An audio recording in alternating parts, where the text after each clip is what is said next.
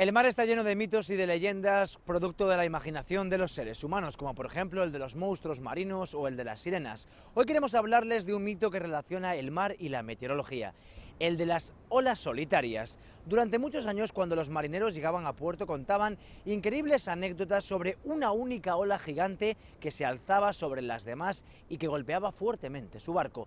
La ciencia fue muy escéptica con todos esos testimonios, pero en los años 90, cuando ya se disponía de tecnología, se registró una y entonces lo que había sido considerado como fantasía pasó a ser realidad.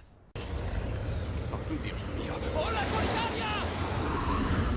Ata hai ben pouco se pensaba que eran pois un mito realmente, cousas de mariñeiros, de xente do mar, que contaban historias de ondas que chegaban de repente pois nun mar que podía estar calmo, que, bueno, podía ser unha situación de temporal, pero que en todo caso non se esperaba este tipo de ondas. E que pasa? Pois como estas ondas era moi difícil de medir, pois realmente se achacaba un pouco a imaginación desbocada. Sin embargo, esas historias se repetían en muchas zonas del mundo y los marineros describían igual el fenómeno. Así que la comunidad científica se vio obligada a tratar de descifrar el enigma. Pero un buen día de enero del año 1995, en el mar de Noruega, una boya oceanográfica dio con una ola solitaria representada en el siguiente gráfico. O que é pois o típico espectro de mar de vento, un mar combinado que solemos ter aquí en Galicia. Hai que ver que aquí temos, digamos, aquí está o cero, entón, bueno, estamos falando dun mar en torno aos 8, 9, 10 metros de altura, máis ou menos, cambiando, a medida que vai evolucionando o tempo, e de repente temos aquí estes registros, se sae completamente pois, do que poden ser as ondas normais, unhas máis altas, outras pois algo máis baixas, que corresponderían a esa situación de temporal. Podemos decir que cando podemos medir unha onda que teña máis do dobre da altura significante, estaremos falando xa dun proceso que non se pode explicar soamente co vento nin co mar de fondo. Las olas solitarias, como los tornados, son eventos naturales destructivos, difíciles de prever y complicados de explicar.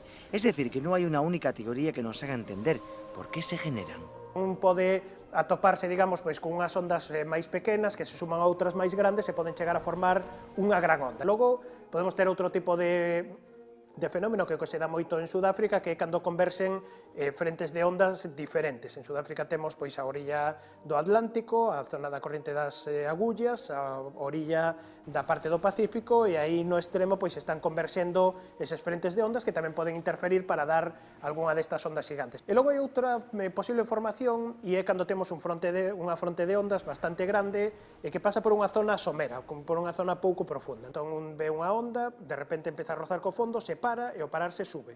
Isto pode suceder se por exemplo, no océano aberto pois está formando unha onda e de repente pasa pois preto dunha illa, por exemplo, unha zona que teña menor profundidade, entón nese momento empeza a rozar, a enerxía, digamos, cinética se transforma en potencial, pero logo volve outra vez a zonas profundas e esa onda pode quedar formada e, bueno, en función da longitude de onda que teña, pois se pode seguir transportando, e esa sí sería unha onda solitaria. Un fenómeno que ha sido protagonista en el reciente juicio de la catástrofe del Prestige. Unha das partes, a parte do armador, achegou un informe feito, bueno, pois por un oceanógrafo que decía que nas condicións meteorolóxicas nas que naufragou o Prestige, as probabilidades de algunha destas ondas gigantes pois era bastante elevada, e que, bueno, pois o golpeo dunha destas ondas gigantes pudo ser o que causou o accidente. Realmente, isto, digamos, esta hipótese, pois tanto o xuíz como os fiscais pois xa descartaron, dado que non estaba apoiada, digamos, non tenía ningunha probatura de medidas. Esperemos que esta historia del tiempo le haya servido para saber que el mar esconde secretos